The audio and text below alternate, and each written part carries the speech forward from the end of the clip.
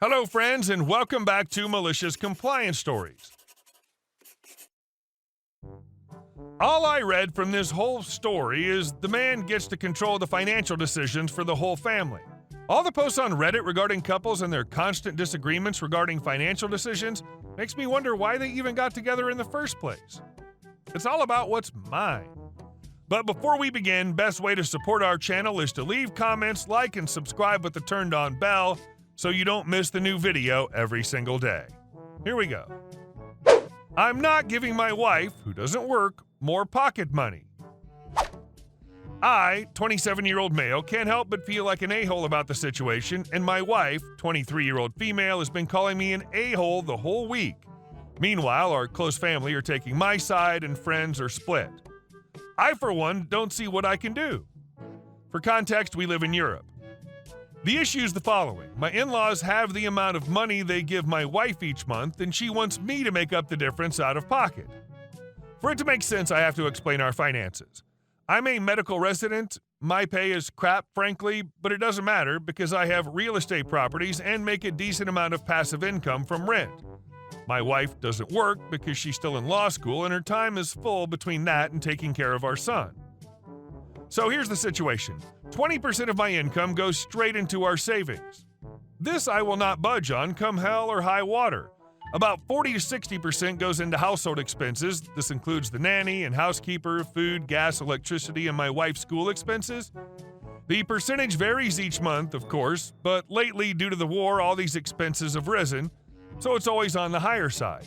The rest of the money is split between my wife and I, but not evenly, and here's why. Before we even got married, my wife had an agreement with her parents. As long as she stayed in law school and kept her grades high, she would receive minimum wage from them so that she didn't have to work and could focus on school. When we got married, I promised to give her half of what her parents gave her each month. This way, our monthly pocket change would be roughly the same. This agreement has worked for the past 4 years. Unfortunately, this midterms, her grades dropped. They're not terrible, mind you, but her parents have high standards, so until she can get her grades back up in February, they said they'd half her monthly pay. I kept the amount I give her the same. Essentially, she receives minimum wage now. My wife has asked me to increase how much I give her to make up the difference. I refused, and I still refuse. My income didn't magically increase in a month. I pointed out that she had an agreement with her parents and me, and that her decrease in her money is a result of her actions. I upheld my side of the bargain. I told her she'll just have to deal with a little less personal money for a couple of months until she can get her grades back up. I'm 100% certain she can do this. She maintained this isn't fair and that as her husband, I should take care of her. She said I could just lower how much I keep to myself or raise the rent since I already rent under the market price. I told her I'm not raising the rent and leaving people homeless in these uncertain times, and that if I give her more from my own side, I'd have almost nothing left for myself each month. I really wish I could give her more, I do, but I can't magically make more money, and I think I deserve a little for myself as well. In my opinion, her receiving minimum wage without working is enough. And our second story. Store Wars, Return of the Cashier. Well, this happened today at the local grocery/everything store. Think fancy Walmart. So we get a lot of guests who believe that since they shop with us, they're way above us because they are the definition of fancy. Right, so that's a thing. So let's introduce our actors. The cashier, played by yours truly, I'm the very definition of over the top. Everything I do is above and beyond the call of duty. You having a good day? That's great because every day you're working is the best day ever, right? No? Well, don't worry, no one's ever agreed, but we keep saying it, right? Oh man, am I too peppy. Sure, it's not the very definition of my job, but if you go and work 100%, 100% is the time. People appreciate the change. Rude Guest, played by the rude guest. She's our rude customer who came flowing in with what I believe are the Emperor's robes from Star Wars flowing behind her.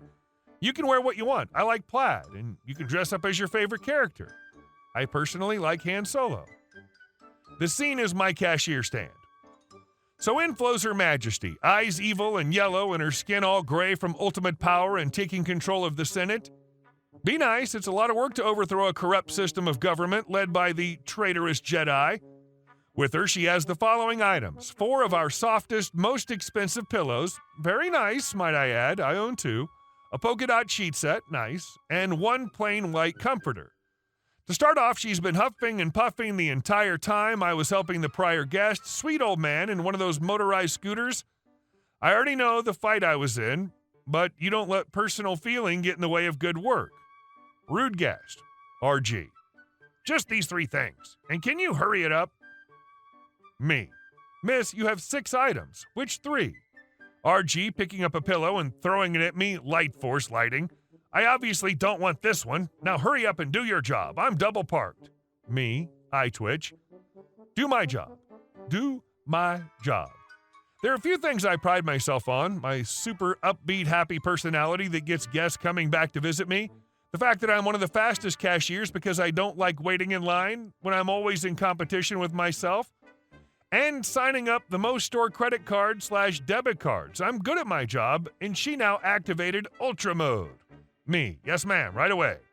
Quickly, I scanned the pillows and put 2 of them in a very large bag, which should hold 2 since a third would squish them, and you want them nice and fluffy, but RG, no, idiot, put all 3 in the same bag. Not wanting to cause an argument, I do as the Dark Lord insisted, destroying the pristine fluff that these pillows had. Me, yes ma'am. Next up was the sheets. I packed them up in a separate bag because the big bag's full. RG, I said all together. God, did they even train you? That bag's clearly too full. There's no way to fit it in. It's impossible. I don't believe it, but she grabs the bag sheets and stuffs them in, tearing the big bag. Me, yes ma'am. Lastly, the comforter. I go for the bug-filled bag. RG, what are you, stupid? That bag's filled up. Use a new bag. Reach for the perfect size bag. A big bag. All right, time to do my job. Me, have you heard about our store cards? RG, I don't. Me, I apologize, but part of my job is informing our valued guests how amazingly awesome our store cards are. I then went on a 15-minute tirade of our cards because my job is supposed to tell them everything. Normally I shorten it to key points and jokes, but not this time. She had to endure it all. Did I mention it's not just a credit card, but we do a debit card? Boom. Time to repeat some stuff. Finally, she's breaking, but I'm not done with my job. She hands me $100. Store policy says I have to inspect. First I hand inspect, then I use a black light. But what if it's just washed? Then I use a black light, but what if it's just washed? Hand it up to a second cashier and my manager who was nearby listening in to use a special machine because something seemed off. Finally, they're done. I've ran them through the finger enough. They've learned their lesson about don't be self-entitled, but just as she was about to be gone from my domain, my area of scanning and sort, she had to drop that I was a very rude explicit. Well, she forgot one last part of my job, ensuring that my other guests are safe and secure by reporting any suspicious personnel on the store floor to my manager. She's acting kind of jumpy, and she just walked back into the store with her card. Me, Miss Manager, she's been acting very aggressive and jumpy. It's very suspicious. Next guest in line agreeing that she made them feel uncomfortable and she was very hostile. Well, company policy is to let security deal with that, so that's exactly what happened. I'll admit I'm not a self-entitled rich lady or the head leader of the Imperial Forces, but if I were, I'm sure I'd be just as embarrassed as she was as security asked to go through her things. Don't be rude to people, seriously. Also, don't double park. My one final thought to her is, you failed, Your Majesty. You cannot defeat, for I am a Jedi, like my father before me. I love when other customers will chime in when needed, especially when someone's being a jerk. And our last story. Neighbors trying to use the county and police to enforce their HOA. I recently purchased a vacant piece of 20 acres in a rural county. A 5-acre subdivision with HO restrictive covenants borders my property. I'm not in the HOA. The access for my property is through a deeded public county road that goes through the HOA neighborhood. As soon as I bought my property, I went out to take the sign down. The president of the HOA came down to ask me what I was doing there, and what my plans for the property were. I was polite and friendly. He told me about their HOA and told me I was required to submit any plans I had for the property to him before I could build or do anything. I politely let him know that I was not in the HOA, but had intentions of being neighborly. Over the course of 6 months, he would call me anytime we visited the property, and 2 days later, we would get a letter from the county about a nuisance complaint. I eventually asked him to stop calling me and let him know my private property was my private business and that I would not be calling him every time I visited or used my land. The complaints to the county escalated. Every time I went to my property, I could be sure there would be a complaint that I was committing some infraction that I was not. I met with the county zoning and building enforcement officers, explained to them what was happening, showed them I was not committing the violations I was being accused of, and expressed my frustration with having to explain myself and deal with these complaints every time I used my property. They agreed and assured me I was within compliance and not to worry. The HOA has escalated again, calling and emailing every person with the county email address to deliver false complaints, contacting every state and county organization from air quality control to Division of Wildlife to the tax assessor, trying to find any and all regulations that I may or may not be in violation of. Blocking the road and my access to my property physically with their vehicles and firearms. I had to wait on my property until the police arrived to remove them before I could leave. Video surveilling me, my property, and my visitors anytime we visit the property. They've gone to 2 county commission meetings now and blatantly lied and slandered me to the county commission during public comment. I've now tried to start the process to vacate the road to my property. Throughout the process, I've communicated with the county and maintained a good relationship and ensured that I was in compliance. One of the county commissioners told me this is not about a specific violation. This is about the HOA attempting to exercise control over your property they do not have, and reaching for any straw they can find when one attempt is unfruitful. I generally just ignore them, but on the advice of police, I serve the neighbors with notice of trespass and a letter to cease and desist the ongoing stalking and harassment. At this point, I feel like there's been blatant defamation, false light, and intentional infliction of emotional distress, but I don't know that I've been damaged other than my time and effort to deal with their frivolous complaints.